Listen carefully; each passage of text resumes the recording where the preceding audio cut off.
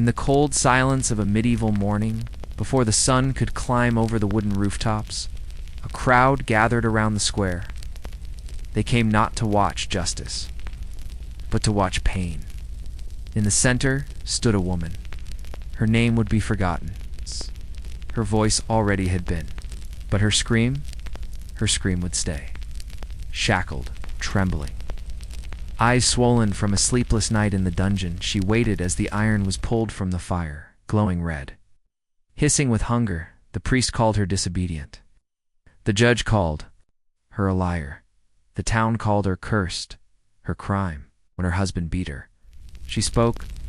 When the guards insulted her, she resisted. And for that, the iron would speak louder than she ever had, as the metal was pressed against her bare shoulder. The crowd flinched, but no one looked away. Her scream echoed through the morning fog. A permanent mark. Her flesh had been rewritten by law. Asterisk in medieval Europe. Branding was not punishment. It was erasure. The church called it penance. The courts called it mercy. The people called it justice. But for women, it was a lifelong curse burned into living skin. A single letter carved into flesh. A for adultery, B for blasphemy, T for thief. Branded women were never seen the same, not by husbands, not by children, not by God. The pain was only the beginning. After the burning came the banishment. No merchant would sell to her. No priest would bless her. No door would open for her. Asterisk, not all women were branded for breaking laws. Some were branded for breaking silence. A midwife who lost a noble woman's baby, branded. A wife who accused a lord of cruelty, branded. A girl who spoke of the guard who touched her, branded. The iron didn't care who spoke the truth. The iron only served the powerful. Sometimes branding happened in secret, deep in castle basements, or in monastery cells where screams echoed behind stone walls.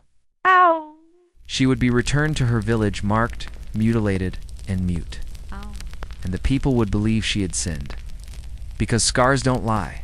Asterisk one woman, unnamed in the scrolls, was accused of adultery while pregnant. Her husband had been away for months. The baby could not be his.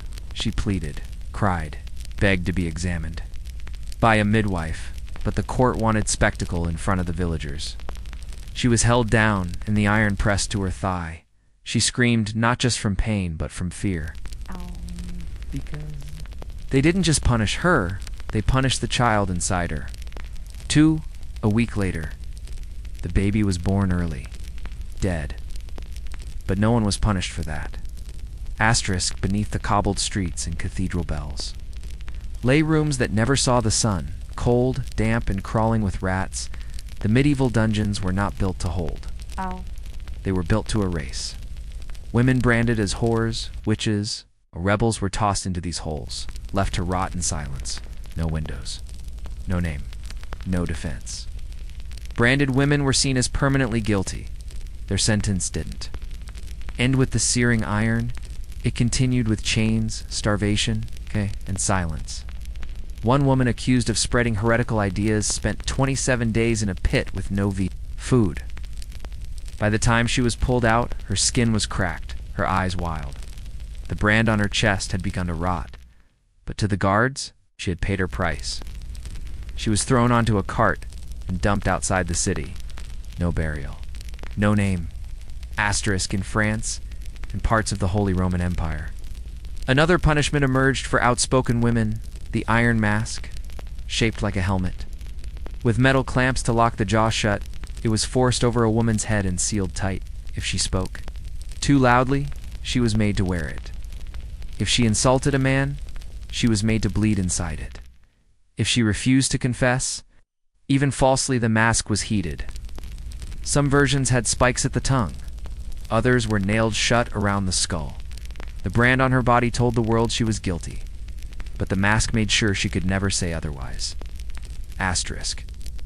Many women who were branded never saw the end of their punishment, because the brand was only step one. The next step was the stake. Midwives who failed to save noble babies were accused of witchcraft. Their hands were examined for the devil's mark. their pasts rewritten by rumor. And once the branding was done, to show the courts mercy, they were taken outside the town, their ankles tied, their hands bound, and the fire lit beneath them.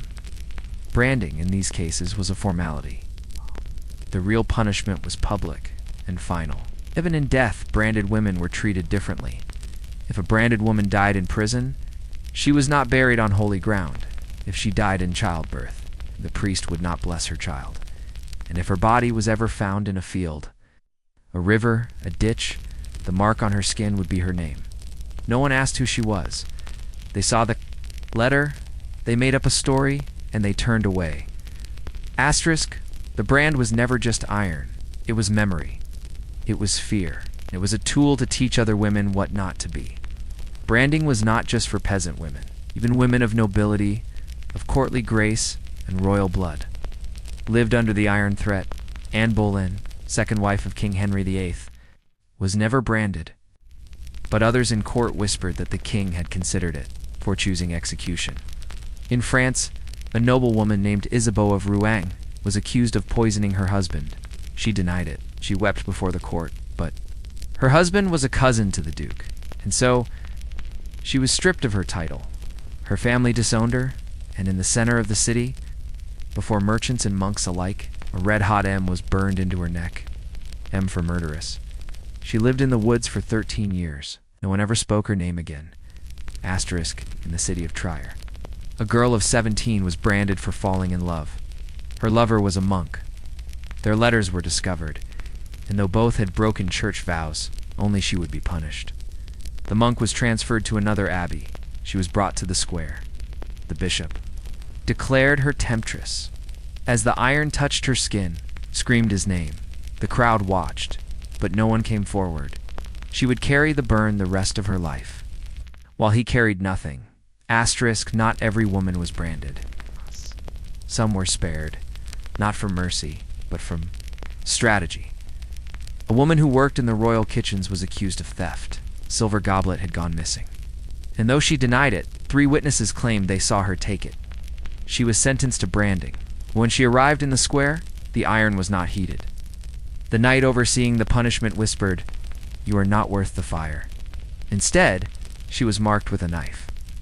A deep cut across the cheek. Theft, they said. Justice, they said. But no scar could carry the same shame as a burn.